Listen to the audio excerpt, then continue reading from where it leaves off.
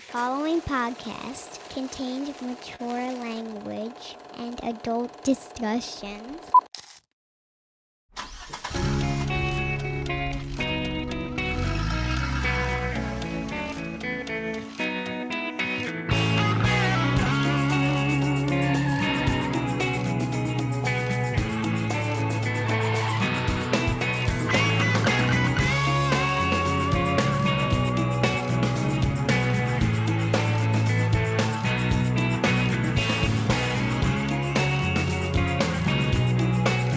You know, when the opening cartoon is clearer than your live picture, you got a fucking problem.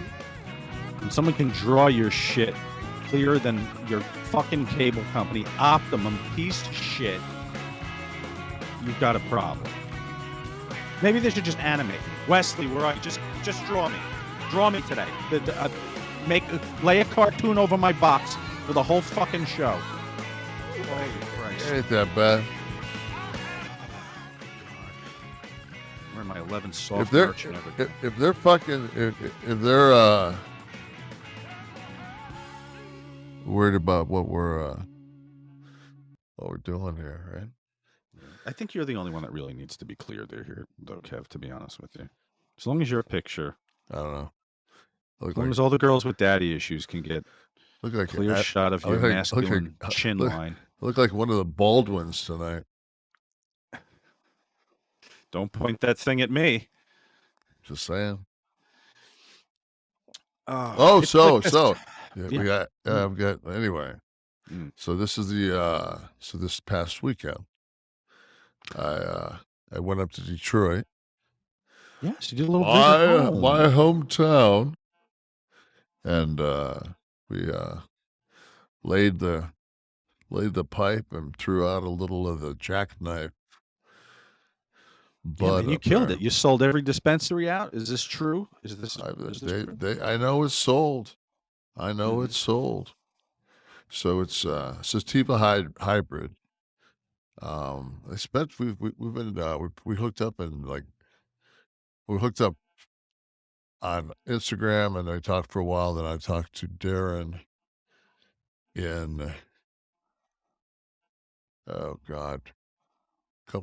I've known Darren the longest, and then we decided I would come down and see the grow facilities.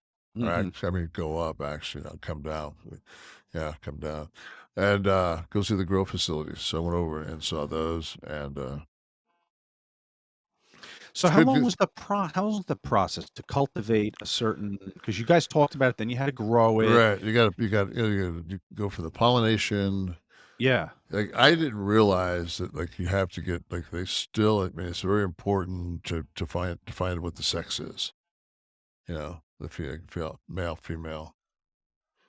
So And then, is it like a laboratory process, and then they move it into a greenhouse, like a grow room? it's always under the conditions of growth, so it's always got some source of hydration. Right. And then the lights that they have in the grow rooms, a lot of them are like, like 3 times the sun. Yeah. Like they can make them like super just high intensity. So Back when the yeah, stuff was illegal, that's how a lot of the DEA would yeah, find the heat sensor. operations by looking at either that or even the public service bills. Yeah, Like that in was neighborhoods, people's electric bills. If the electric was disproportionate to the house, they could suspect a grow operation. Scott and I knew a guy. bet. Scott knew him Scott grew up with him down in Orlando, and it's called him the Lizard Man. But How complimentary.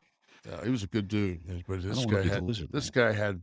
It was like the first person I ever met that like really knew how to make like cannabis, like really knew how to cultivate cannabis, and whew,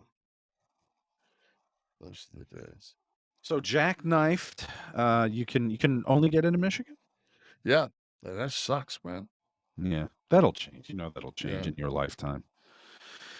All right. So where can they go? Give a little free action here, for God's sakes. You've been they ran you ragged. They dragged you to 10. You sound like you're ready to pass out. They dragged you to 10 dispensaries for signings. They Right. ran you ragged.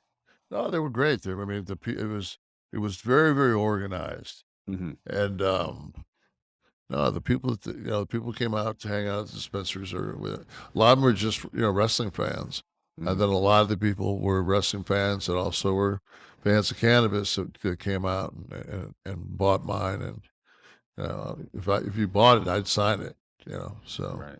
I was just signing eighths of weed all weekend, which with my face on it, so I'm not doing it for free. Yeah. Some feedback to last week's show. Cheryl Salmons says, thanks to Click This Podcast for your shows. It's been giving me something to look forward to since Scott's passing. You don't know how much I appreciate it. Is this a friend of his, a Cheryl name? Did he know? Cheryl? Okay. The Fifth Element. Seriously, the way you almost struggle with how good that ravioli is has been my benchmark for what I want out of ravioli ever since. So it turned people out, that little clip. I think enjoying the ravioli. I know I had a good tweet on that. Somebody said something. I said, of all the things I've done, 15 years later, we're talking about me eating ravioli. Yeah. I guess it wasn't by mistake. Well, that question led to this this comment from Joe Dombrowski. Not just any ravioli, but the finest ravioli from Gargano's Catering, run by the dad of Johnny Gargano. I also learned no olives in the salad. Very thankful to Kevin Nash being a total pro and great to work with that whole weekend. Sincerely, a poor Mark. This is the guy that interviewed you for the Ravioli Show. Yeah, I don't know if that was called, but it should have been called the Ravioli Show. Yeah, I guess. Yeah. Did you know? Nobody knew who the hell Johnny Gargano was at the time, right? Because this was right. Yeah. Happens. If that's true, then it's Johnny's dad's restaurant. Kind of cool, right? Yeah. Do you remember where that was? What city was that? God, no idea. Right. They all run together. You get me in fucking Providence, it's Boston, it's fucking Jersey, it's. Right. It's like Guns N' Roses with the women, right? Show them a picture. Where was she from? Boston, Providence. Who fucking knows? Hans Juker says, "Damn, Sean, you look pregnant. How many animals didn't exist because you got hungry on the Ark?" My man was at the Vatican commenting on my video as I stood profile at the Vatican, no doubt. I would have only eaten the small animals, though. That's all they were bringing. That's it. There was many were small, did not eat. It was so. I listened to some. It is so funny that we were prompted into like a 5-minute discussion about the size of the animals on the Ark. Are we gonna argue? We're all believing this is nonfiction. The Ark, the story of the Ark. Well, we're believing this happened. It's like you got to realize that the people that say that the Ark that they found, it's like, you mean that movie thing that they put together about finding the Ark? Like, really? Was an Ark really found? I apologize for my ignorance. Yeah, but it has the same validity as the Bigfoot, that famous one-step turn look that Bigfoot does. The Bigfoot is a Zapruder film, I call it. Everyone's seen it. No exactly. One knows who shot it. It's like the most. I mean, you talk about putting something together, like, fuck, man, like that can't be more than a 2-3 man fucking job right there. Can you imagine, like 10 years later, like you're super fucking over, you're like, yeah, no, it's really us. Yeah, sure. Let's see. Uncaged Rage commented on our frontman discussion. He had some suggestions of people we left out. So let's see if we can be down with his suggestions. Lemmy, Motorhead. What do you think? Let Lemmy in? I mean, yeah, but I mean, I don't think we missed anybody, but it's just like, of course he's Rob Halford, Judas Priest. Yeah, that's a good one. Yeah. That was an omission. Bruce Dickinson, Iron Maiden. Yeah, another omission. Adam Nergal Darsky, I'm sorry, of Bohemoth. Tristan, you know this group? Bohemoth? Okay. Maybe they're not. Maybe they're just an older rock group. Joaquim Broden of Sabaton says worth checking out. This is probably his band who sent in the tweet. It's all right. I'll read it. Fuck it. King Diamond. Remember King Diamond. Corey Taylor of Slipknot. / Stone Sour. Okay. Absolutely. NWO for life. I'm one of the 6,000 at the Coliseum for the bunkhouse. Someone who attended. Flair versus Hawk for NWA title was my favorite match. As we're leaving, I see Luger, Wyndham, Arn, and Tully in a cab. Faces and heels together. This can't be. First exposure to the real side of wrestling for me. Ooh, in a cab? Yeah. That's got to be harsh. Heading out of the Nassau Coliseum out there in Uniondale. It was not an easy place to get in and out of at times. You must have had favorite places and least favorite places for either like traffic or... Well, yeah, because you're never going to stay out in Long Island. So you're either going to be in Jersey, probably going to be in Newark. So you're going to be in Newark at the Hilton. You're going to go... I mean, this is when I was, I don't know what's over there now. But yeah, just to go do that and then come back. It's just like, ugh. Yeah, because you got to drive through Manhattan and everything. It's just endless traffic. And all those bridges. And back when none of that shit was electronic, you had to fucking stop at booths and shit. Put the money. Yeah. Fuck. But were there better houses? Were there houses that you looked forward to going to, either for the locker room accommodations or just... Or was it all fucking the same? I'd imagine at a certain point, it's just... I think that as time go, like that next generation, like me and Scott, SummerSlam, the one that me and Scott had with Walter Payton. That was the first event at the United Center in Chicago. Oh yeah, yeah. So. And it was a good venue. I mean, it was with the Bulls. I mean, that was, Blue Elvis. Never thought my day would start off hearing about airborne dildos. Well, Blue Elvis, it did last week. My whole thing was, how the fuck did I never hear about that before? That would be something that's just like, I see some pretty obscure things, and it's just like, not just a dildo getting through, like a dildo through the window thing, whatever. But a fucking dildo on an NFL fucking goal line, that's pretty fucking, I mean, and they apparently had to like stop the game. Like, I don't know which ref. Would it be the linesman? Would it be the umpire? Would it be the fucking coxman?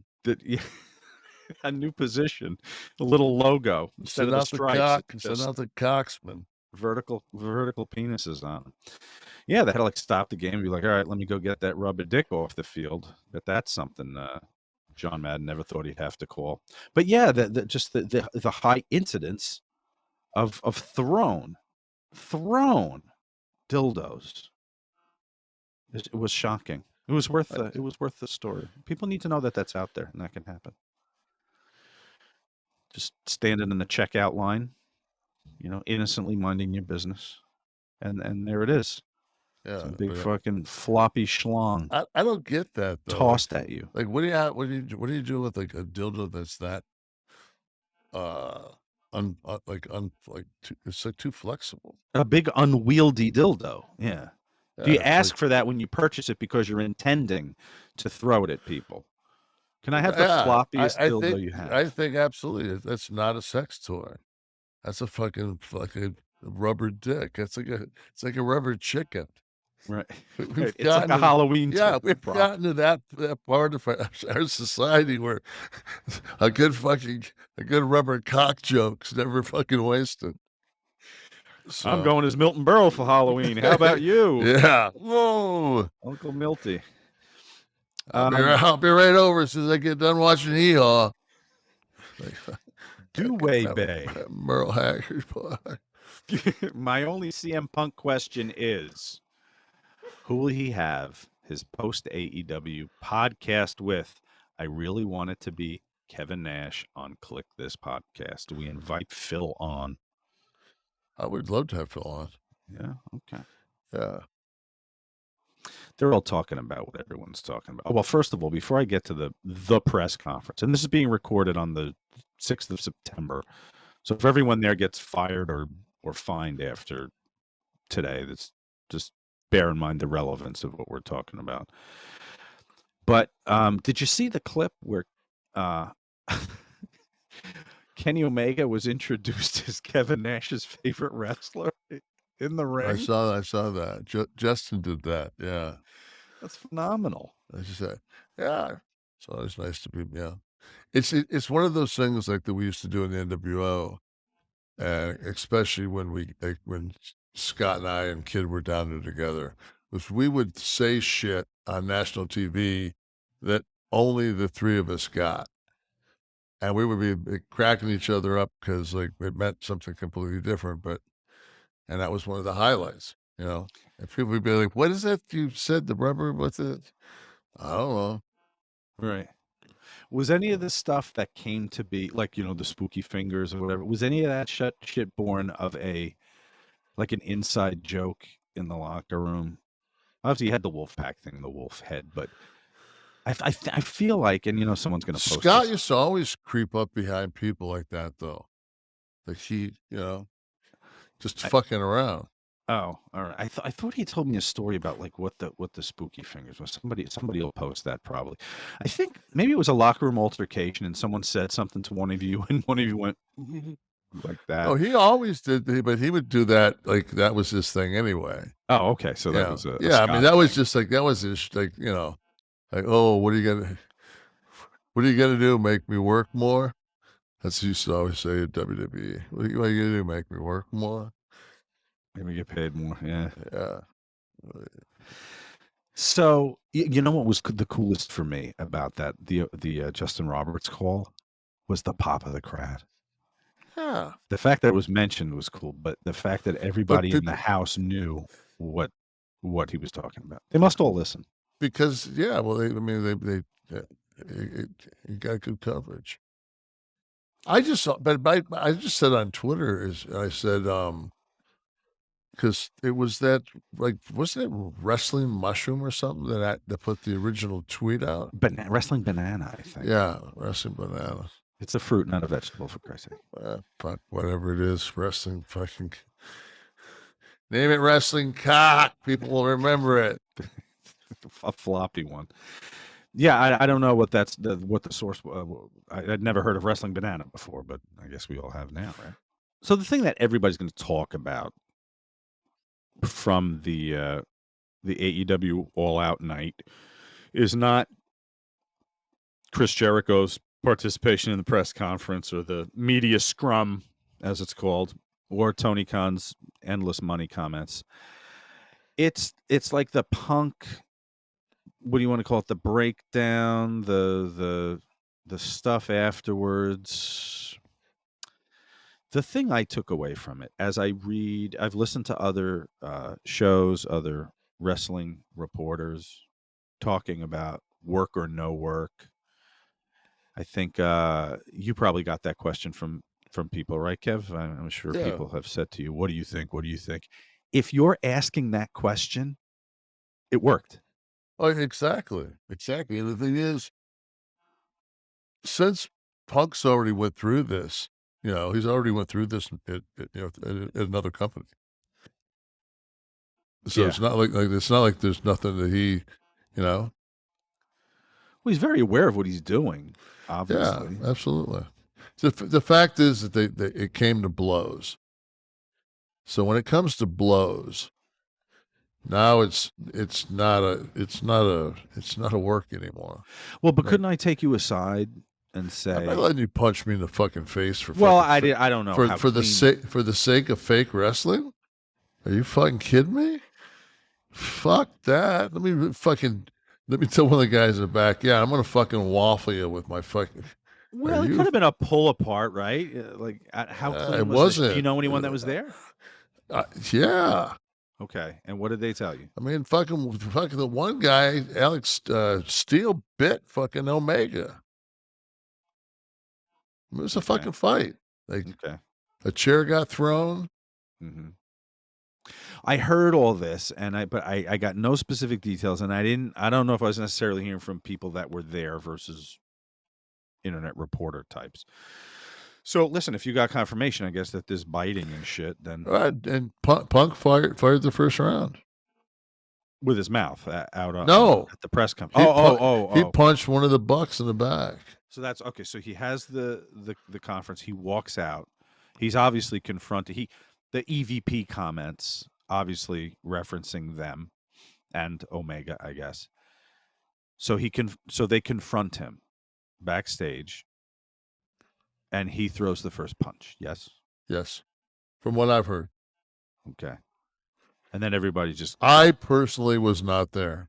Right. But you talked to workers that were. Uh-huh. Okay. At least they're telling me that. So, all right, let's go into business mode here. It happened. It's a shoot. You're Tony Khan. Are there repercussions, or are you thinking about how to turn this into the next pay-per-view? Well, I mean, I look at it as in my cunning brain, how convenient that the guy that you're gonna maybe toss out of your company or maybe wants to leave has your world title. Yeah. How's that make you feel? So we're, you got put over. Now you got the bargaining chip, and then you go into business for yourself. So he can kind of take this and run with it. But I mean, honestly, if Tony Khan wanted to get rid of him because of this, he could just get rid of him, have a tournament for the belt, right? Shit. Tony Khan's got enough money to fucking get rid of him. Get rid of him. Yeah, talk about Detroit, get rid of him. But so even if this happened, and some guys had a little incident, as it wouldn't be the first locker room brawl in the history of wrestling. Oh no! Can you take this and say, guys, we gotta start working now. We gotta put this aside. I don't know if they would. I don't know if they're the types that would do that. I think it's going to for it to come to blows and professional, like with a bunch of fucking pros, and Phil's a pro. I mean, is what he did at the press conference the actions of a pro?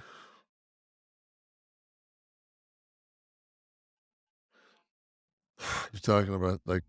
I'm talking all of it. I mean, Colt Cabana, he says. But you're saying what you're basically doing though is like, I'm a lot like he is. Like, well, there's times in your life when you just don't give a fuck, and if something's really bothering you, it's making you fucking like, you just get it off your fucking chest. I'm sure that when he probably thought about it later on, he would have, he probably would want to take some things back, but we all do. Mm-hmm. I just think I always appreciate in wrestling, in this time where everybody's cynical and everybody's smart, and everybody's on the internet and listen to podcasts and all that. Whenever they can generate discussion about whether something was a work or a shoot, that's the heart of wrestling. That's always the heart of the business. It's the money. That's the money right now. Yeah. So whether Punk was a dick for doing it or not, what you've got in AEW now. Well, then you've got what you call it came back at the end of the night. MJF. Yeah. The devil. So MJF comes back at the end of the night, and you got CM Punk versus him.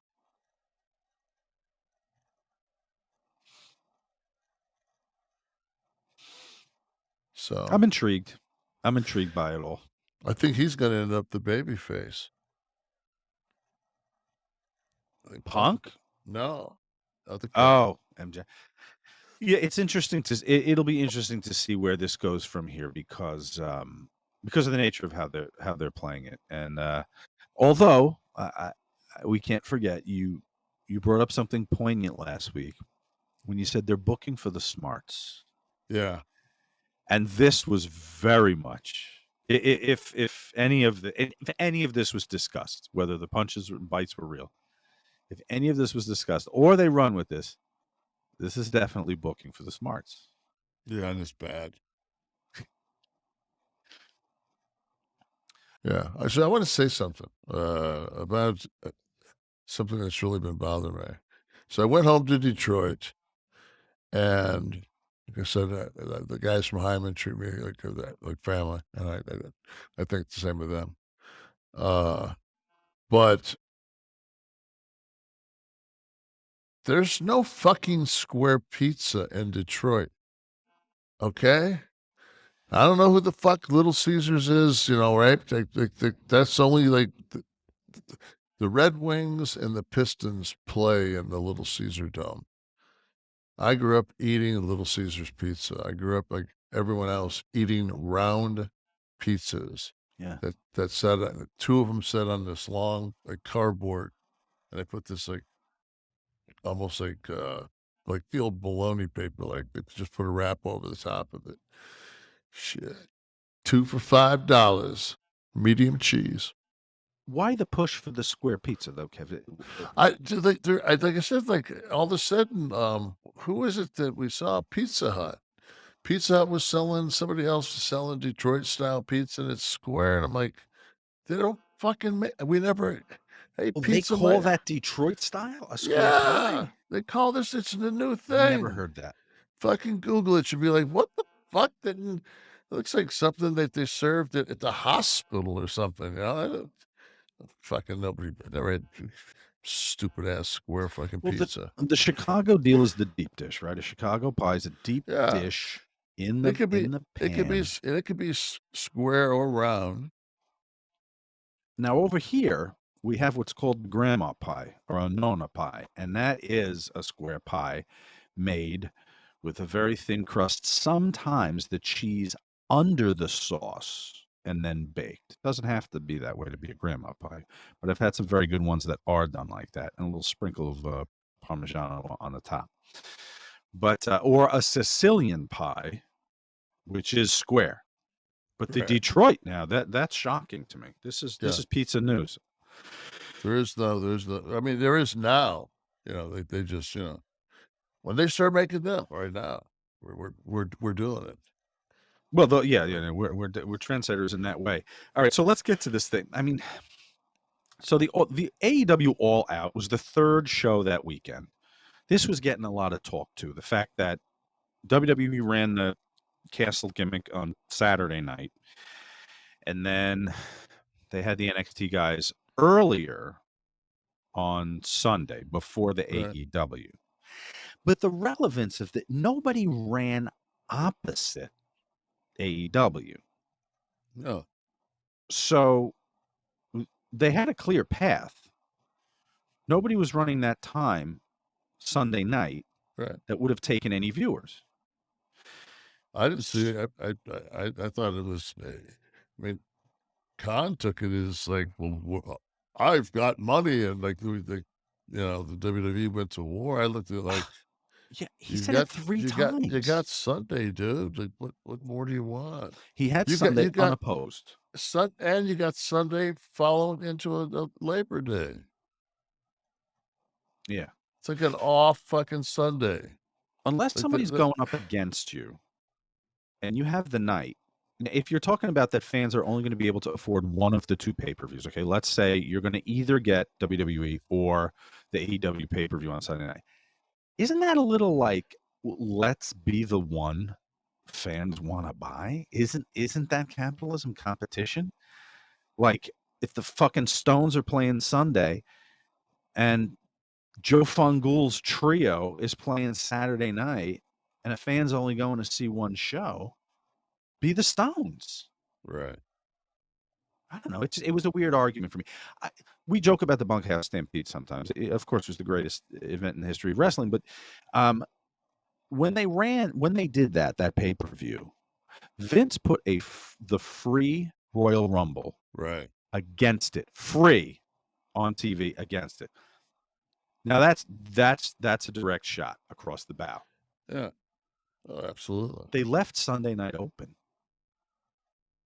So I don't know.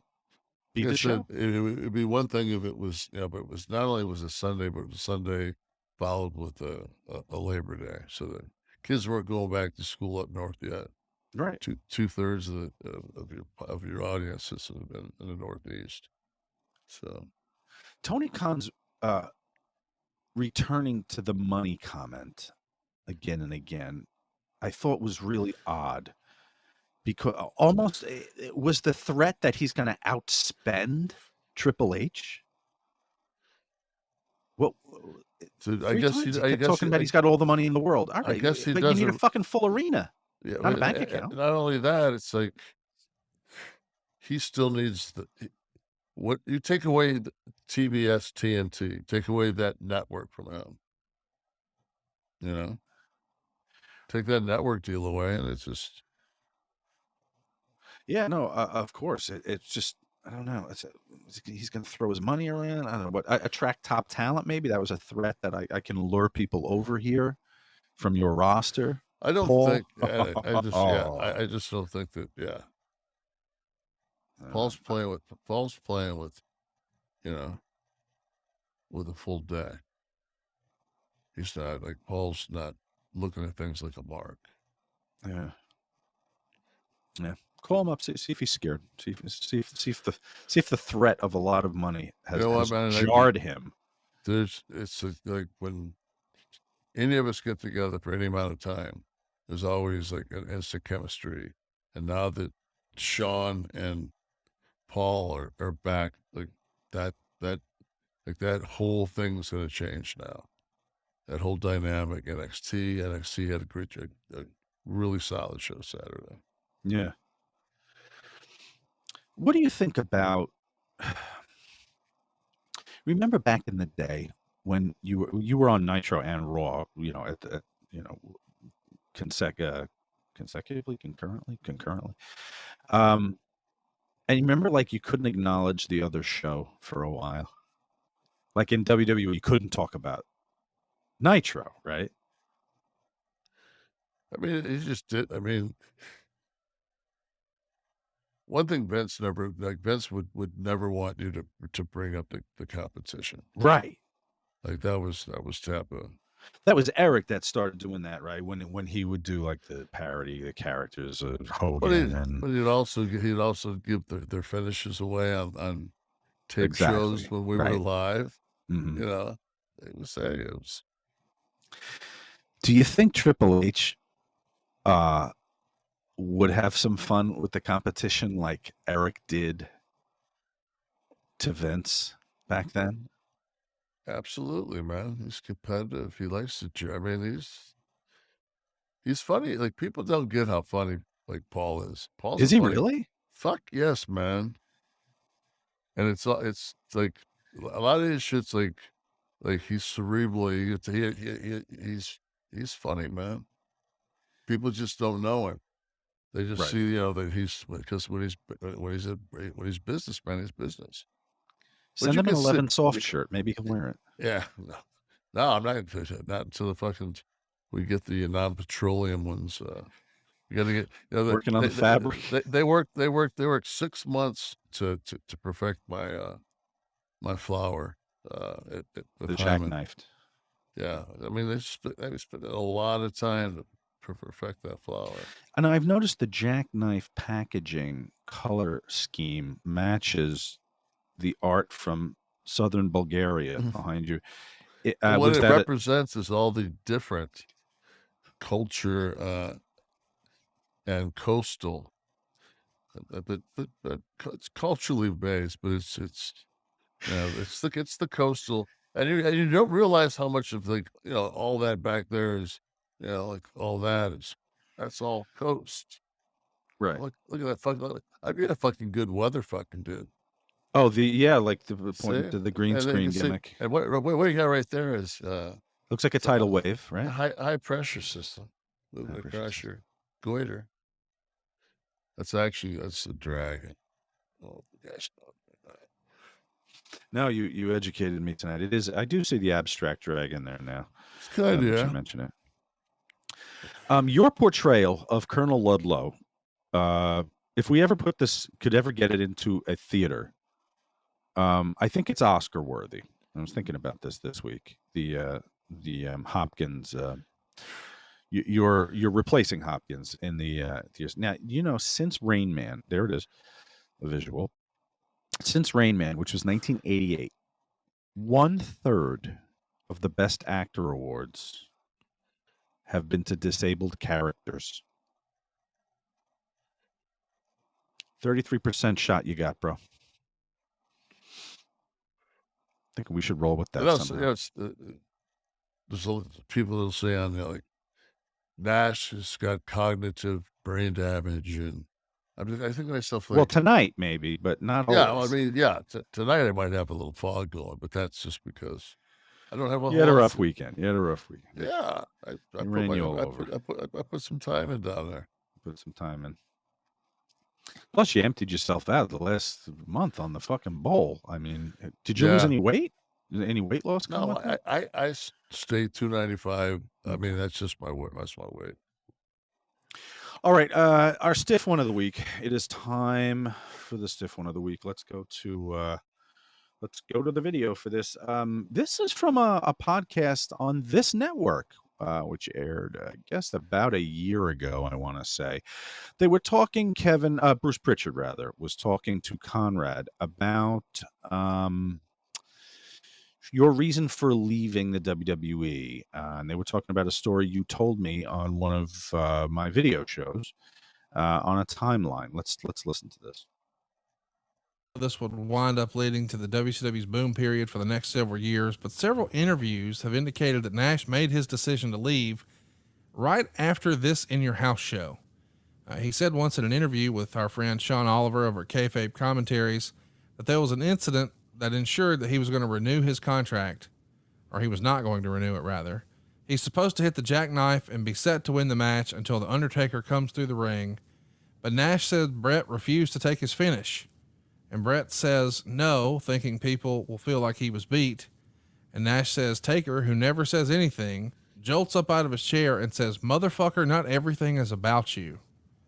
This helps our match mean more at WrestleMania. But they got there the day of, and Vince made the call that Brett was not going to take the powerbomb.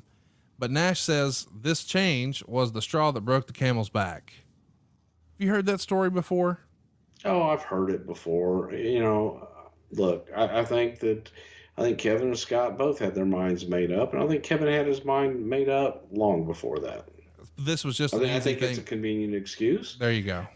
I don't know what Kevin was thinking. I don't claim to be in Kevin's mind. I just think that if I were a betting man, I think that Kevin had his mind made up a long time ago. So? I hope the fuck you're not a betting man. What's that? I said, I hope the fuck you're not a betting man. Huh? No. So was it as spontaneous as you told me, or was this a long-term plan? No, I was thinking about it. I would say if anything, it was the straw that broke the camel's back. Right. So it's something, I mean, I guess anytime you're working in a competitive industry, like you're always thinking about, is there a spot for me over there? Absolutely. I mean, it had to have crossed your mind, but this was the impetus for you saying, fuck it, I'll go. Yeah. Okay. And so when you had the discussion with Scott, it made Scott happy because he knew someone was going with him. Right. Like we're going to be a week apart. It was perfect. So it was like, a guy that I spent 900, well, more than that, because I've spent probably a year with Scott before I went to the WWE. And, right. So I'd already we had time together. I mean, we were going in there together, and the deal was us, and Hogan joining us, like the way that Eric pitched, like the angle was just like, wow, like this could actually, this could work. What was Bruce? Was Bruce in the office at that time over there?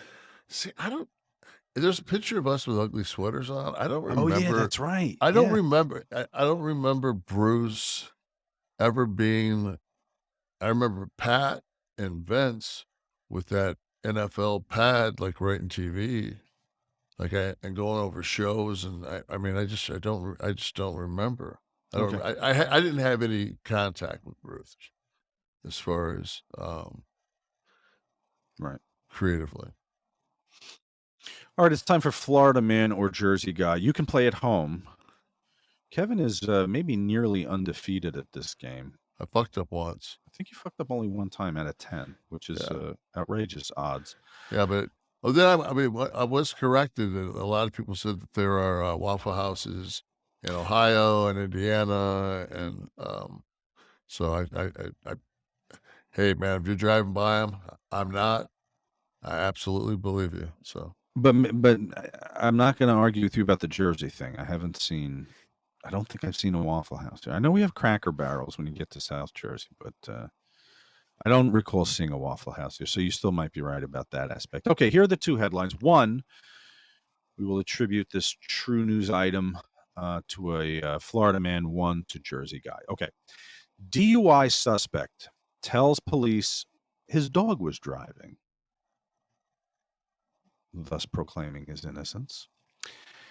And the other story, man reportedly used a taxi service as his getaway after a bank robbery. whew. DUI suspect tells police his dog was driving, and man reportedly used taxi service as his getaway after bank robbery. Oh, that's I mean, absolute Florida with the canine assist. So Florida for the dog driving, and New Yeah. Jersey for the guy calling a cab. Yeah, because after people robbery. call. I mean, people use cabs up the Northeast. That's something you do. Well, you got it backwards this time. Oh, fuck me! I'm never doing this again. Yeah. So it's. Wait, hold on. You know what? I got to read this. Oh, fucking! If you read No, this, you got me on a technicality here. You got me on a technicality. So on the news site, New Jersey 101.5, the story about the dog driving is out of Sarasota. bam. So yeah. It says double Florida man. Yeah, it's double Florida man this week. It's my error. This is always New Jersey 101.5 is always a good source for stupid New Jersey arrests and stuff. Looks like another push for Nash. Yeah, another push. We got my Dealer wins though. My Volunteers crushed Ball State. What was the final? Oh God, it was I can get it now. let's see here. Because we gave what did we give? 31 points? No, we took the 31 points. Right? Yeah, they got hammered by over 40. Oh, okay. So that was the end of that. You know what's it's a good. You know this is perfect because it gets me to DraftKings. So well done. A lot of times in college, when you see those spreads get to numbers like 25, 30, the favorite I find is often a good play because if Las Vegas feels that amount of odds in a spread is safe, then it can only go up from there.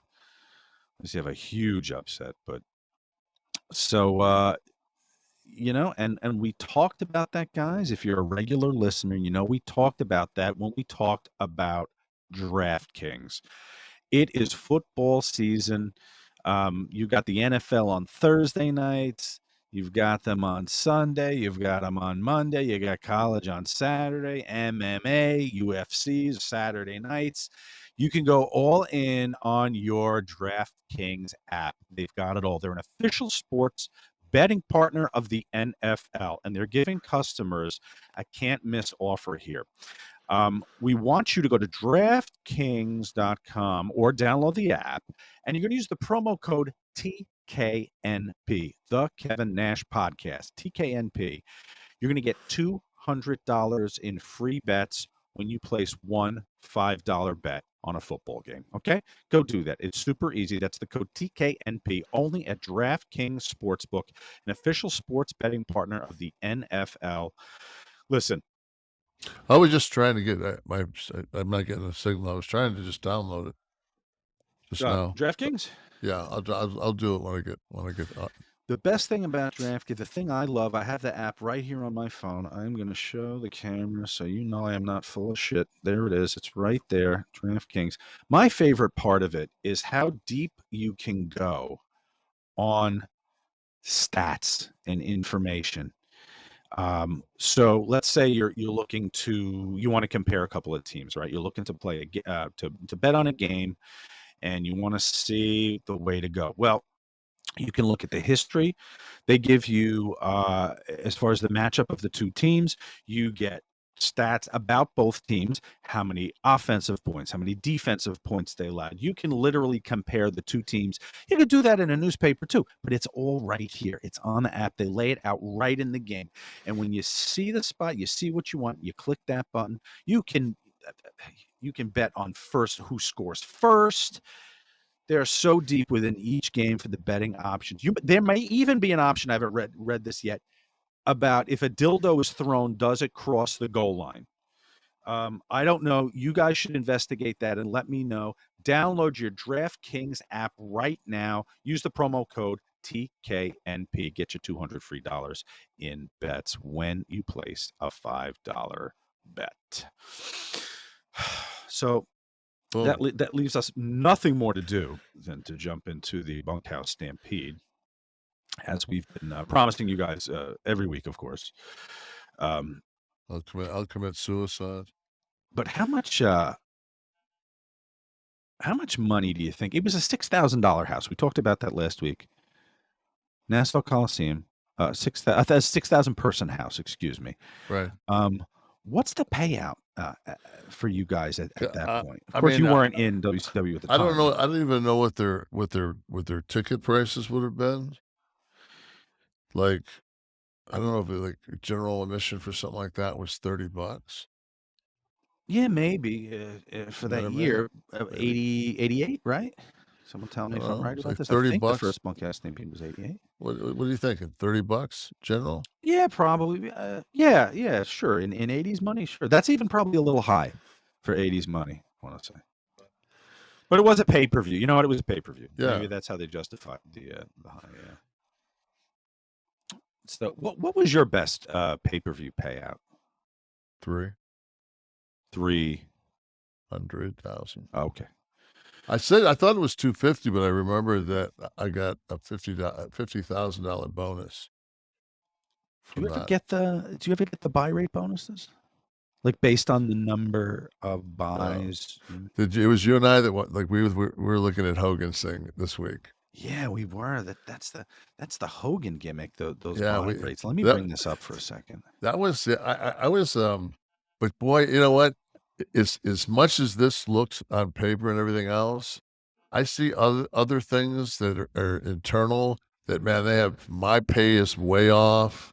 Scott's is way off. I'm thinking to myself, like, I mean, the checks added up. Yeah. You know? Well, but right here on the what we have here is this is the 1998 contract. So this is actually the re-up on Hogan's first deal, right, which would have been 96. That deal, according to Eric Bischoff, by the way, this is from his mouth on his 83 Weeks podcast here on our network. He said it was that first deal, the 96 deal, 4 pay-per-views a year, $500,000 each. In addition to the compensation for the pay-per-view, I think he said there was 3 or 4 weeks of television leading into the pay-per-view, a Clash of Champions or 2 in the schedule, all under what is essentially a $2 million contract. He said that was basically the deal. Okay, so 4 pay-per-views, some TV leading up, a couple of Clashes of Champions, $2 million. Look at this action on the renegotiation here for Hogan. This is what year is this one? This is 98. So he comes in This 96. is after the NWO run. This is what Precisely. This Now is look at what this is what you come in to bargain with. look at what wearing a t-shirt gets you. Okay. For $2 million contract in 96. You put on the black and white t-shirt, you stand in the ring with Scott and Kevin. So he gets a $2 million signing bonus, first of all, just for signing. Okay. Right. So not uncommon among popular athletes. So this now calls for 6 pay-per-view events a year. Okay. At guaranteed what, $675? Is that what it was? It is 15% or 675, whichever's greater. So the guarantee is 675. Upwards from there, based on that 15%. Yeah, we had some good. We did some numbers. I bet he did well. He had And if you go down a little, he had a great contract. If you go down a little further, here's the bonuses now. On those pay-per-views, if it got a buy rate of 1.5 to 1.79, you can see that top line right there. Reading for my audio listeners, 250,000 per event. That landed between 1.5 and 1.79. If it was 1.8 to 1.99, that goes up to 375,000 per event. A 2 to 2.49, $500,000 per event. A 2.5 to 2.99, $850,000 per event. A 3 to 3.49, 1.25, and anything over a 3.5 rating was 1.75 million. So that's on top of all the previous. Now we didn't even get to merch yet. So I just want to let this. I don't recall ever seeing a merchandise check in WCW. For NWO? Not a dime. So let me ask you this: the minute they went out of business, I'd sue them. Well, I was going to say, since they were bought, doesn't your deal grandfather over to WWE? No, So because they didn't. That's not what they bought. They bought the library. Oh, so none of the contractual agreements were valid. Yeah, my checks came from Universal Holdings. So it was the wrestling company that didn't have any. I mean, they were just your guaranteed money sit and pay off.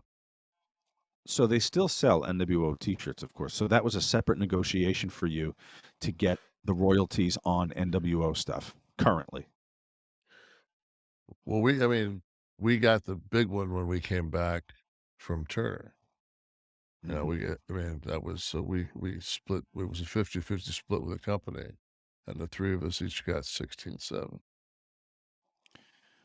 16.7 on all NWO merch, each of you, and then WWE kept 50%.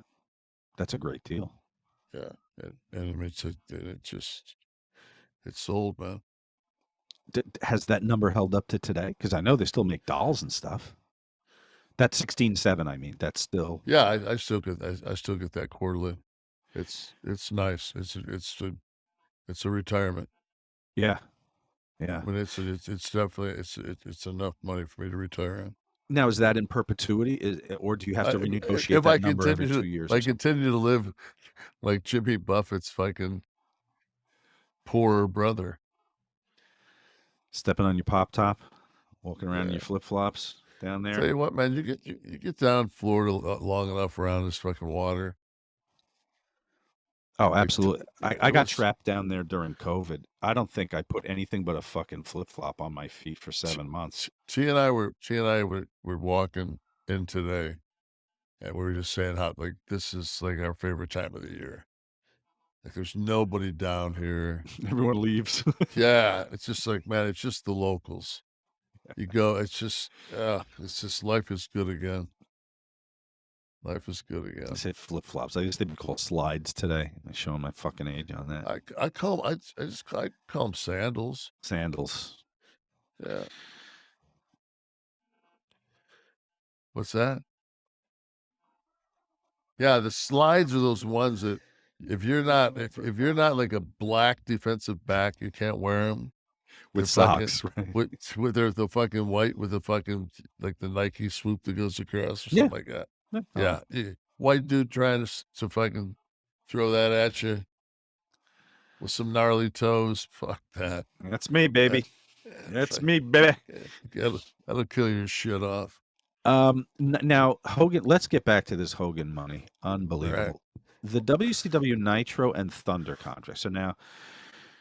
So what we just announced covers the pay-per-views. Now here's the weeklies.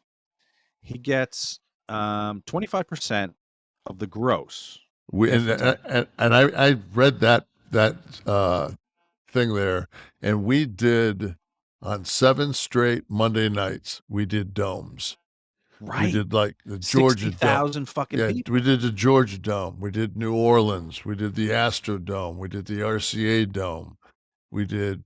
I mean, it was like we did Alamo Dome. God, what else? There was 2 more.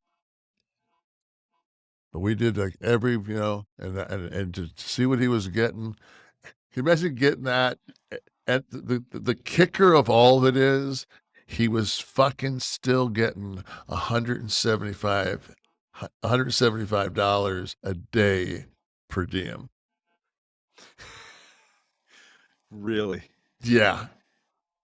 $175 per diem. See, if I was Eric, I would have fought him on that. I'm like, bro, give me a fucking break. I'm so glad when I read that. When I read that, I said, well, at least it didn't cost him anything to fucking cater that beer all day for us. Yeah. Mama Lucian. To this day, Hogan, it's just you drink Miller out of a can, Miller Lite out of a can. That's like it for beer. I'll drink a Corona, but if I ever drink a beer, it's a Miller Lite out of a can. You had that Bud Lime at the concert that you had to conceal. I have to remind you about that. That was my son. My son made that call. Now, you also had house shows, I guess. Not many for WCW, right? You guys were mostly... He did. I really think, like, in the time that we were there, I know he did one in Boston. That may be the only one I think he did. We sold the garden out, and Hulk was on the apron, 6-man. I don't even remember the fuck we wrestled either. That was maybe it is CTE. He got 25% of the house shows too. So here's the merch. Go down to item number 9. Here's the merchandising and licensing. So they list, of course, the things that his image might show up on. And now who knows, Kev? You said you never saw any money from this. I don't know if he did either. No, I'm sure he did. I'm sure that he saw it. Yeah, this is why I sued them, knowing that I could get a decent settlement without much of a fight, because they didn't. I mean, their records were fucking. They were shredding records and shit, man. It wasn't going to look good for a Fortune 500 to be running the way they were. Right. So the deal is 50% of any merch sold directly by WCW to consumers using Hogan, Hollywood Hogan, Bolea's name or likeness. Now, 50%. So they're just saying if it was a third party, he'd also get 50%. Now, this one's fascinating. Letter E. During the period in which Bolea is a member of the New World Order, Terry Bolea, that's his real name for anyone who doesn't know. Shoot name, brother. As long as he's a member of the New World Order, Bolea will receive a promotional fee for promoting them wearing name while wrestling in T-shirts of $20,000 a month. He was given 20 G's just to wear the NWO shirt when he was sent out to the ring. Yeah, I mean, that's right behind the 175. The 175 per diem is first, then it's $20,000 for fucking to wear the colors. Oh my God! So, and then there was a 900 number too, Exhibit F. The 900 line featuring Hulk Hogan, Hollywood Hogan. Should Bolea be available to provide recordings for the said line, he will receive 100% of revenue. Why put him on if you're WCW? Couldn't you give him 95 at least and retain a 5%? When you're that bad business. Oh, manage. So this was incredible. So this is Hogan money, man. This is like, I don't know if there's been another contract even like this. What was the difference, Kevin, when you went from WWE to WCW? It was a 3-year deal, right? Right. When I first went to WCW, Well, after WWE, not the Oz stuff. I'm talking about. for the second time, it was, it was 3 years. And then we bumped it. We ended up, it was like 5 or 6. Okay, so that's my question. The disparity between Hogan's 96 contract and Hogan's 98 contract is madness. What about your 3-year versus your bump for 2 years? Did it get? No, it was just no, because you couldn't with that much with that much overhead with Hulk, man. How much can you really? We were all probably underpaid. I mean, not by today's standards, $1 million in 80 or 97 is $1.9 million now. Yeah. So if you're making 3, you're making 5. So that's. What about when you guys go back? WWE. I think like the most there was maybe, I know Taker and I want to think Dwayne at that point, and of course Steve. They had $1 million as their downside. 1 million as the downside guarantee, and then Yeah. bonuses and all that other shit. Yeah, Above. Steve sold so much fucking merch, Yeah. and like what all the money that Steve made, if we would have had the same accounting department and the same structure, that's what me, Terry, and Scott would have made during the same time span. Right. We just let bootlegs fucking take $1 billion from us. Who was Barry Bloom negotiating for you at the time? Yeah. And Scott too? Barry is still my manager. And Scott? Yeah. Okay. I believe Barry Bloom has Kenny Omega as a client. He will now. And I think he does. Keep giving that shine to the youngins. How do you come across Barry Bloom? How do you get him first? No, Scott did. Oh, Scott. Scott got him first. Yeah. And when you have to negotiate with a Vince McMahon, are you talking to him directly? Is Barry making the calls? I'm not talking to him about money. But I wasn't talking to him because I mean it's kind of, it is what it is. You're gonna get, so your downside is gonna be $750,000, and then if you make you're gonna be on pay-per-views and get payoffs, and that goes against that. And once you get to 750, then fuck it. If you have a good enough run, you can make it $4 or $5 million. No, I understand, but as far as getting that number, finding that number, that 750, this isn't something you hash out with Vince alone in the office. No. Okay. Because he always he knew he had to give a guarantee, but he always knew that what he was presenting you was the opportunity. He knew that would be enough, and it was so much nicer just to have that to fall back on, but to know that he always rewarded people that made money. Did you guys get, when you were in WCW, did you get like something like paid to wear the NWO t-shirt in the ring? I wish I would have saw that. I would have tried to get. Can you imagine if Vince would hand that to fucking Vince? Hey, Vince, I also want to be paid $20,000 a fucking month for wearing this gear. Fucking Hogan, that was better than a shoe deal. Hell yeah. $20,000 a month to wear the shirt that you have to wear anyway. He's part of the angle. It's amazing. Remarkable. Well done. Who was his agent? Henry Holmes, probably. Yeah. Amazing. nowadays, Old when a hand guy ready. goes to WCW, I mean, to WWE, and they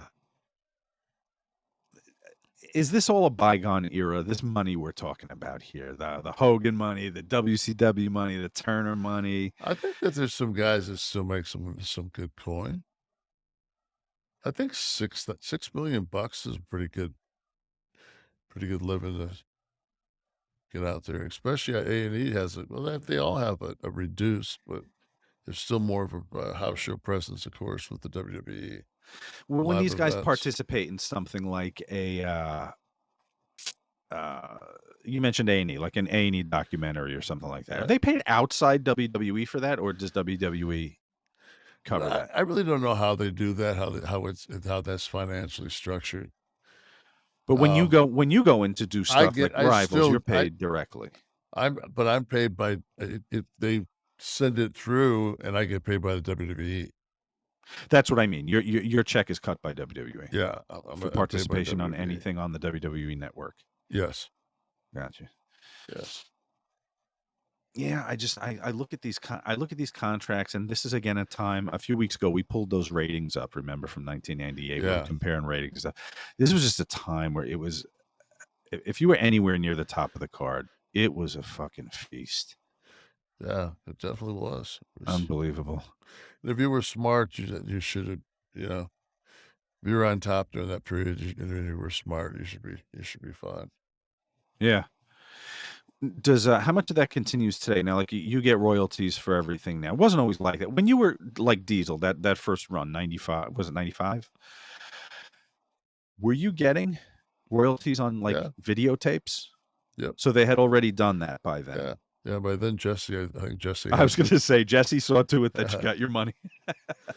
Thanks, Jess. I won't even attempt him. Tonight. No, not tonight, bro. I don't know. Just out of respect. I don't know what's going to come out if you try Ventura tonight. It's going to be somewhere between Jesse Ventura and Phil and Jay Silverheels, who play Tonto. I was going to say Carol Channing. We got her in again. Listen, folks, this episode is brought to you by something very special. Now, I don't often get excited by the promos we do, but let me tell you something. Manscaped, with their precision engineered tools for your family jewels. This is grooming for men taken to a new level. Okay, the performance package, which is what I have. Iced tea.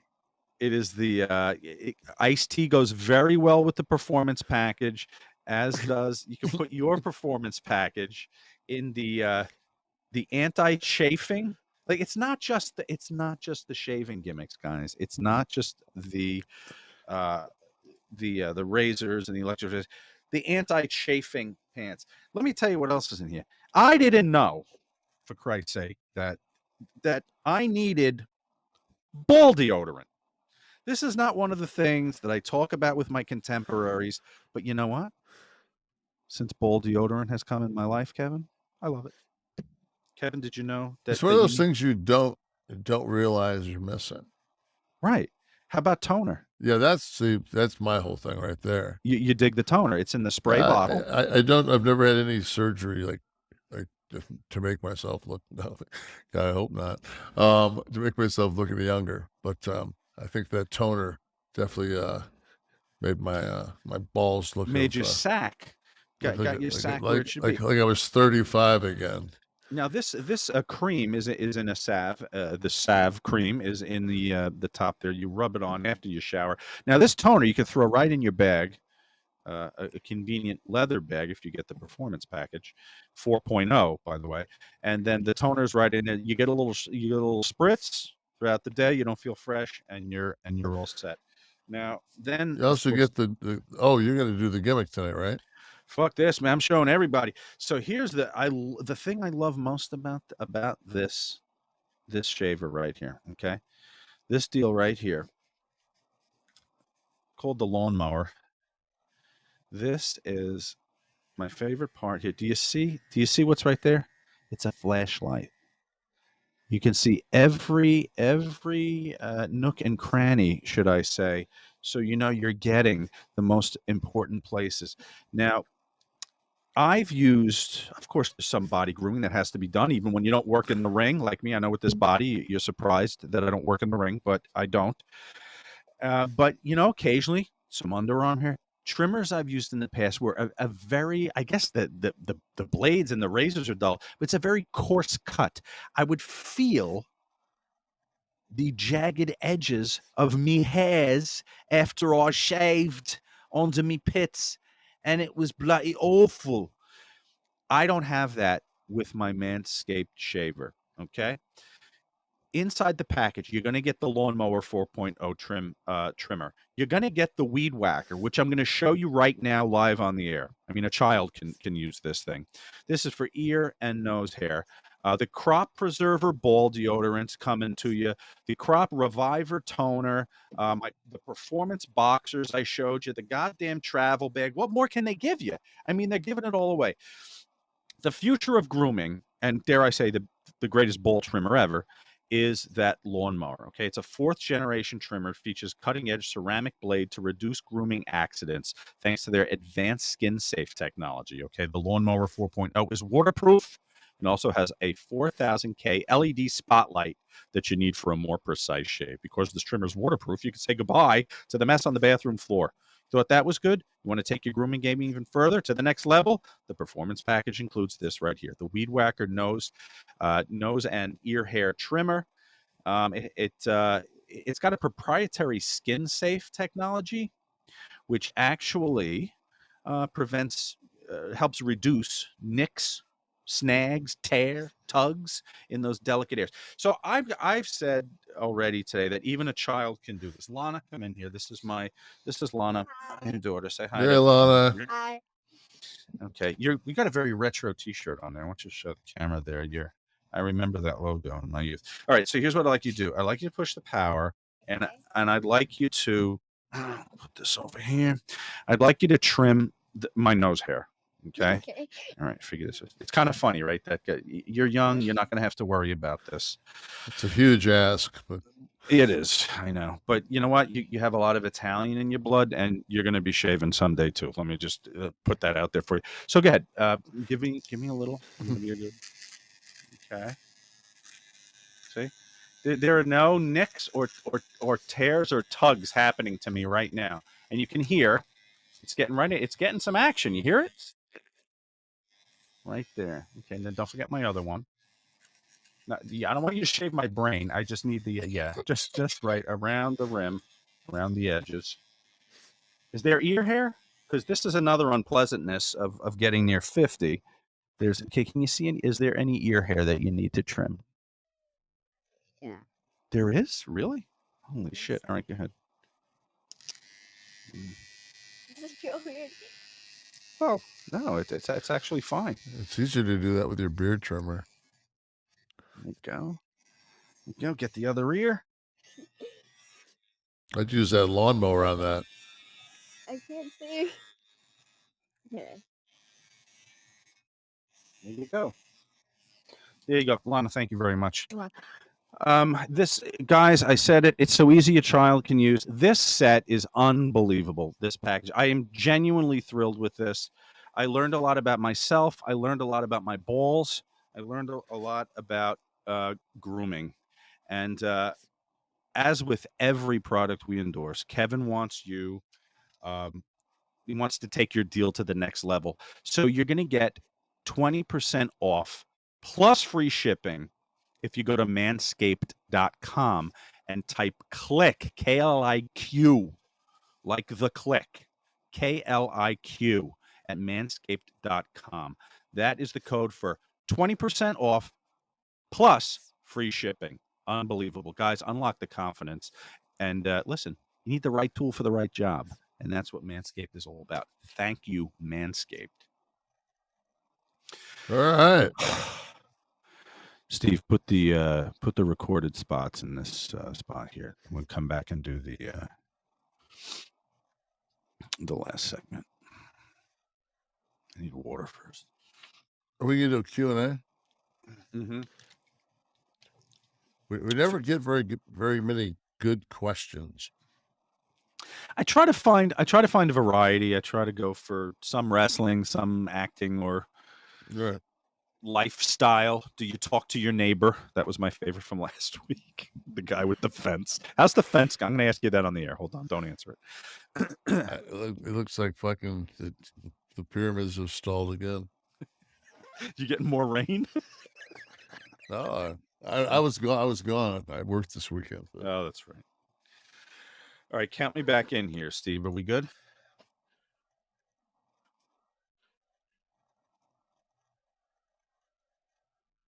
Okay. 3, 2.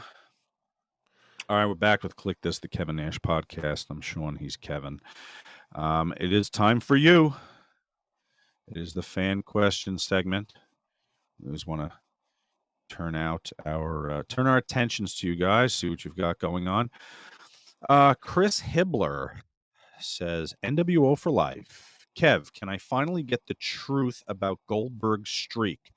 Lots of reports say no way it was 173-0, more like 65 maybe. I assume you know the truth. 11 soft. Thanks. I don't know what the number is, but it was definitely padded because we didn't work that many dates between his first victory and right. So maybe could 65 maybe be an acceptable number? Yeah. Right. Adam Wilson, which film do you like more, and what is your favorite scene in the film? Goodfellas or Casino?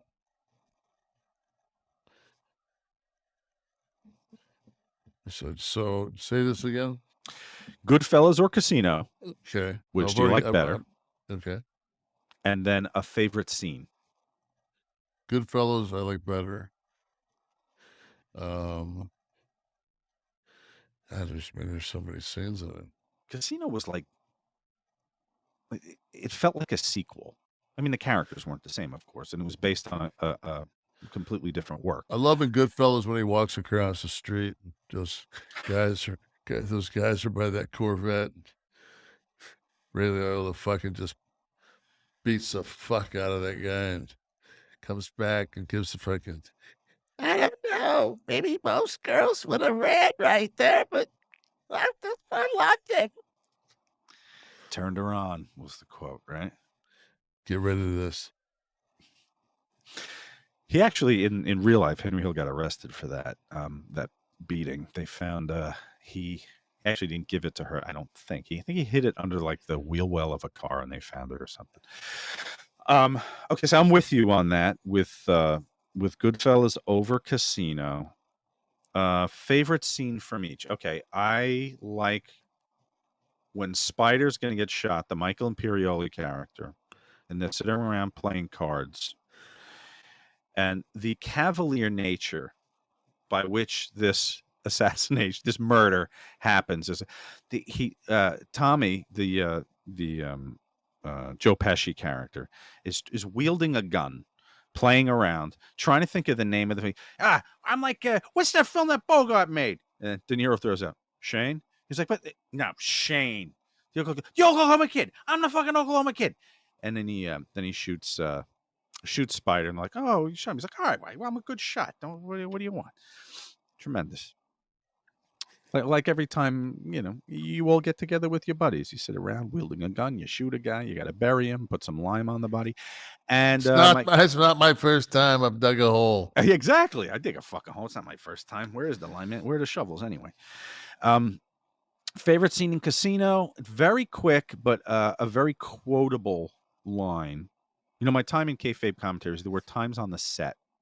I told some of these in the book, and fans have carried them on, and that's been good, where a wrestler will say something to us, and it becomes a thing. Like some of Vader's famous, I don't know what you call them, redundancies, liquid fluid. He said to us once off, said he was describing what was in he was talking about, I think, a mattress that he used or the mask. I don't know. The mask was a mechanical mechanism. I was asking how he got the steam out of the mask. He said it was a mechanical mechanism. So he was good for those.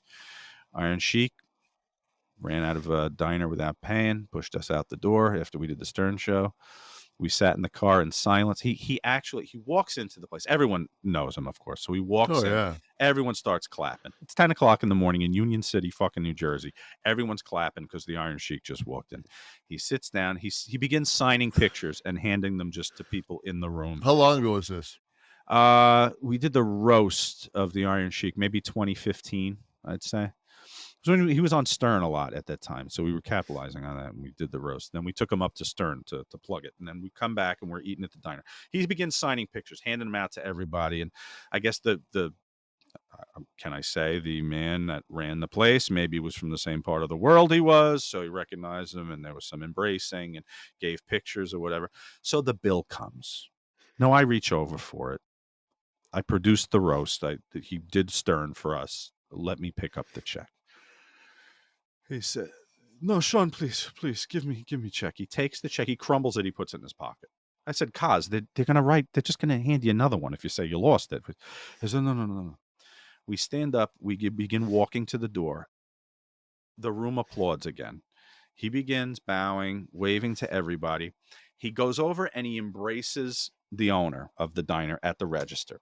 I'm standing next to him, taking my wallet out. He goes like this.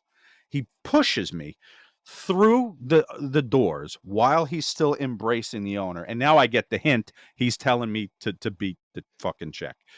So I go out with Super Agent Eric Sims, he's already got the car running and pointed toward Mexico. At the edge of the lot, he's ready. I go out. Kaz ambles down the stairs, gets in the car. We drive off. 5 minutes, no one says a word. And Kaz goes, "Breakfast good for price." And that became an endless source of references for us. Breakfast good for price. So the scene in Casino, this all goes back to Casino somehow. Very quick. He takes Joe Pesci's character in that, I forget the character name, takes the girl out by the hand, out to the car, gets in the car, sits down, he's unzipping his fly. He's talking about the preparation of milk-fed veal. As he unzips his fly, whips it out, throws her head right there. He's like, "Yeah, the milk-fed veal. You got to make sure that it's tender because..." And then she goes right down. So the milk-fed veal became a reference for getting oral due to that scene. That was my favorite scene from. Not that Adam Wilson was asking for my fucking opinion, as people are happy to point out to me weekly. Sir Bradley would like to say, can you speculate on what drugs were in Vince McMahon's system when he came up with the fake Diesel and fake Razor idea? Where did you stand? I don't everybody. I think that Jim Ross came up with the idea and pitched it to Vince, and Vince is pissed. How did you think it went over? And it wasn't us. It was bad. It wasn't good for anybody. A sack of angry badgers. Hey, Kevin and Sean. If the Kliq are having a poker night, who goes home with full pockets? Who goes home broke? Not card guys at all. Never played cards. No. What are you doing at that table in that picture, in that famous picture? That's just the back, just hanging. Oh, in my mind, I had like a big card game going. Oh, we would play Beale Street and shit like that, like when we go up and down the road. But I mean, nobody played for cash. Oh, really? So there was no money involved? No. Why play cards then? Just for amusement? It's a gambler's mentality. Why play cards if you can't bet on it? Waste time. Okay. Judy Bagwell on a poll. Kevin, how did Dr. Nash first come about in TNA? How was it pitched to you? Were there other ideas with it that never happened? 11 soft. I'm quite sure I came up with all that fucking nonsense. No, they kind of just let me fucking be crazy there for a while. How do you see your time there in the whole trajectory of all that is Nash? What was TNA for you? I had fun there, man. You know, I knew the business. You know, I didn't have to argue about cash. I got paid well. Did you? They took care of you, TNA? I mean, not for I mean, they had nothing. Like I would work 5 days a month for them. Oh, that's true. Yeah. Yeah, schedule wasn't bad either, right? Yeah, no. So It was all in Florida. if you make 25 grand, I mean, that's,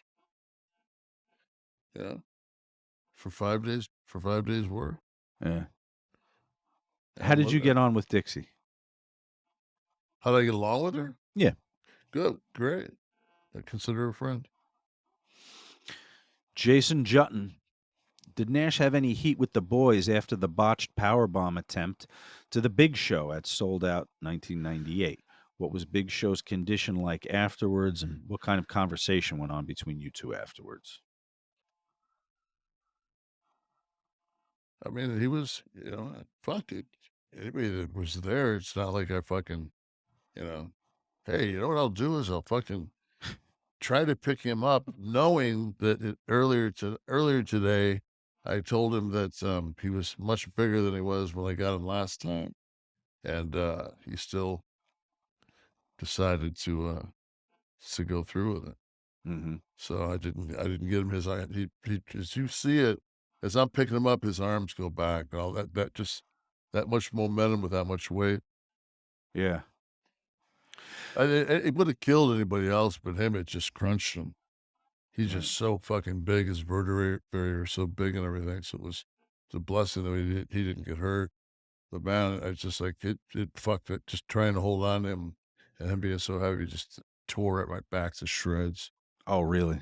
Oh, fuck. Remember the next day we were off. That was we had that sold out on a Saturday, and my dad was in a fuck the recovery, like a nursing place. But Yeah. he had gone septic, Yeah. and this is my stepfather. Yeah, he had gone septic, and so like, it was touch and go for a while, but he pulled out.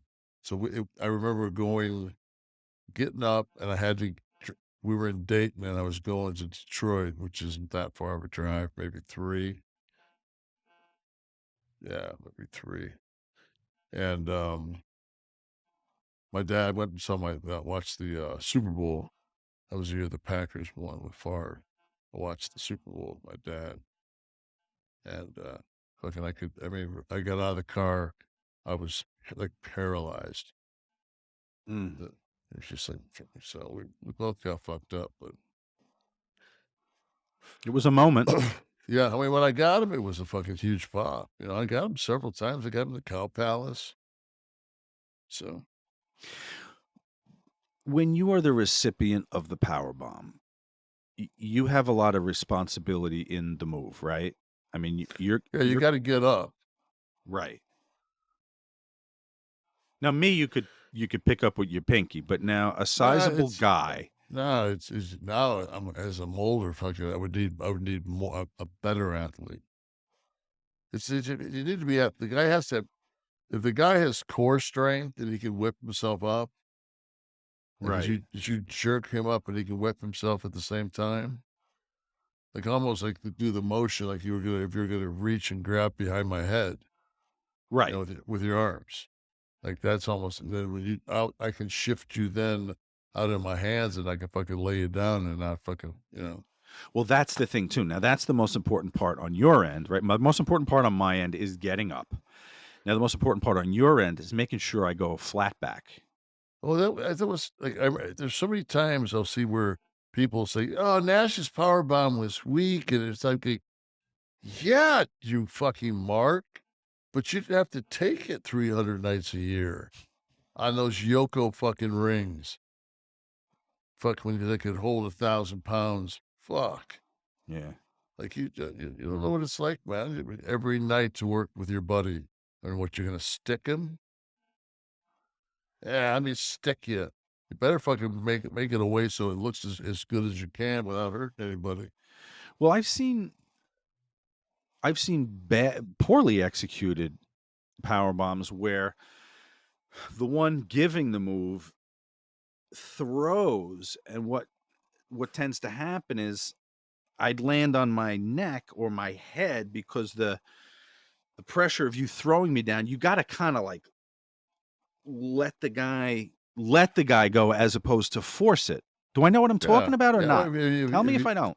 If you force it sometimes and the guy's really going with you, then you're going to end up putting the fucking guys, when he lands you, he'll end up fucking putting a knee on each side of his head. Like, just accordion the guy.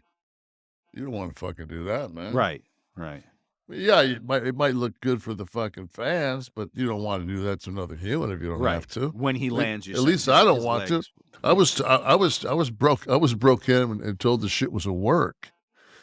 You know, should have never been broke in. Oh well, too fucking late. Everything's a work. T Dizzler 0613. Did we ever cover the whole fight thing? No. Go ahead. The backstage? Yeah, I was teasing. Did we get to that? Who T knows? Dizzler, do you know of any real reason why Austin didn't want to drop the title to Hunter at SummerSlam 99? Or was there some other reason why they added Foley into the match? I have no idea. Okay. Man, it wasn't. What year is it? SummerSlam 99. And this person doesn't realize that I worked for the other company at that time, right? Well, I think he figures maybe you were still in touch with Hunter, and maybe he was commiserating with you. Or I didn't watch something. the fucking matches around mine. I mean, it's like, fuck. People think that's one of the hardest things on that Rival show is like half the time they'll talk about a rival, and a rival will have went on, and I would have, because I was in the industry, of course you would know what other companies were doing, through osmosis. You'd see their show here and there, but it wasn't like time to sit down and realize that they've been putting a story together. Yeah. Not that it's it's like Matt Wayne 24. I'm an indie worker in Michigan. I was just wondering. I worked an indie show that real Kevin Nash was on about 6 years ago in Bay City. After the show, most of the boys asked for pics with him in the locker room. Does stuff like that ever bother him? No. It isn't that, man. Let's take a picture. Fuck. Go on Google. I guess maybe he wants to know if. No, but I just say, I mean, it's always cool to take a picture. Right. Everything's cool as long as you're polite. Be polite. Like don't assume. But at the same time, it's just like it's out of common, just being a human being. If somebody wants to take a picture with you, fuck. It's not. The reason I've got a couple places down the ocean are because of all those wrestling fans out there, or fans in general. What about when like guys ask you to watch their match? Does that still go on? Yeah, I mean, if I'm at a show or something, I'll have people, and if it's I will watch a match, but I'll usually quiz them before, I'll say, well, what do you got? What story you guys telling? And if they go, well, what do you mean? Like, what story are you going to go out there and tell? So I can tell you whether or not, we're just going to do a bunch of fucking moves. No, I'm not going to watch your shit.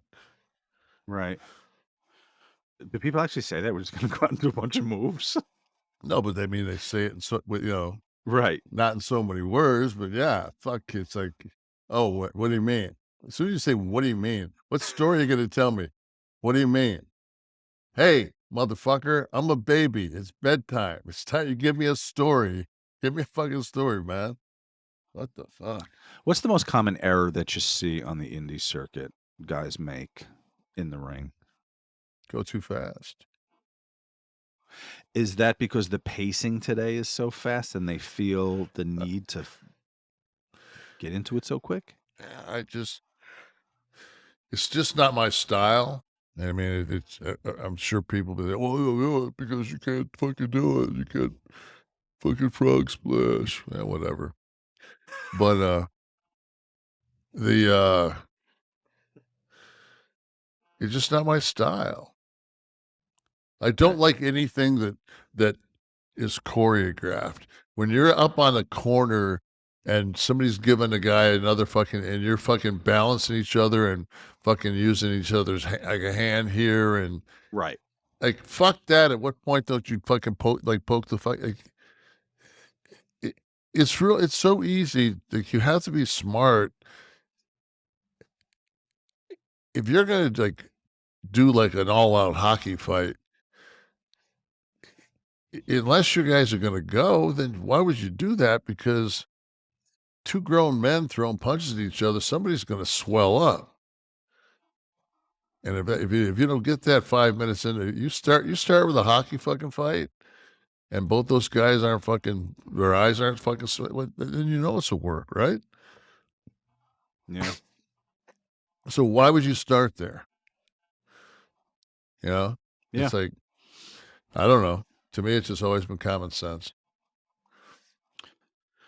All right. What the world needs now. Here it comes. As always. It's a little common sense. Hour and 28 minutes. Nash wakes up. What the hell's going on? You singing there? Fuck. I smoked too soon to the show. Because I'm starting to...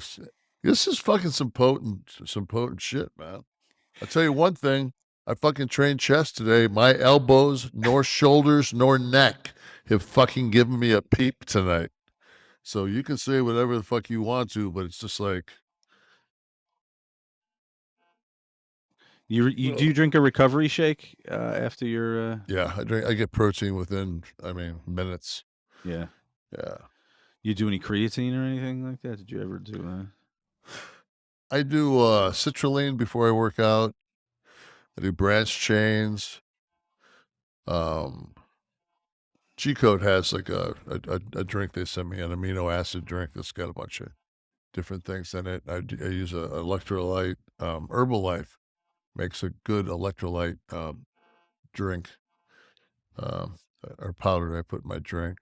And I put that citrulline, which vasodilates. It creates nitric oxide to get a better pump. And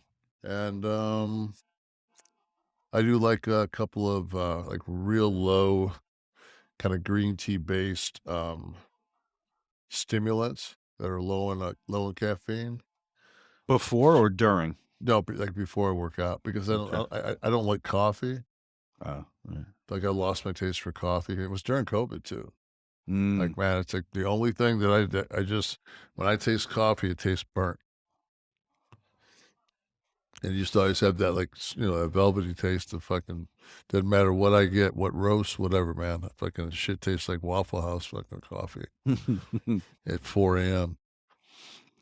When it was a period, believe it or not, where I lost some weight. I was working out pretty seriously, and I wanted to go to somebody who knew what the hell they were talking about. That looked like they had a natural body of guys I work with. So Shane Douglas emailed me like an extremely comprehensive workout regimen, but not only that, like supplements and the drinks. I mean, it was great, and it worked.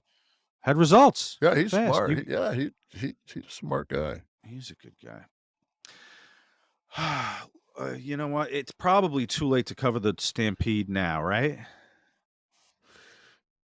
Well, I think we're kind of doing it in stages.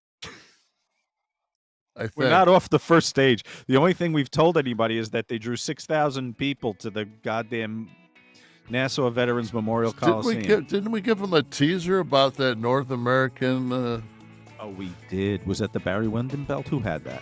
Yeah, Barry. Didn't Sabisco win that? Did we give that away? Maybe it was that. Yeah, the North American Heritage title, I believe it was called, wasn't it? Yes. Right. Everyone in Long Island cared about that belt. All 6,000 of them that night. Absolutely. Kliq, this is a production of Butch and Sundance Media, produced in association with Podcast Heat. Producer Steve Kaufman, graphics by Dominic D'Angelo, title sequence by Wesley Burleson, theme song by Dale Oliver, technical research by Tristan Nash, copyright 2022, Butch and Sundance Media. Hey, Kev, you want to do another? Yeah, but not Stone. Jesus. The pain's good, but the... But the show isn't? No, it's just like, I get too relaxed, man. It's just... I'm just talking to you, so it's just talking to you.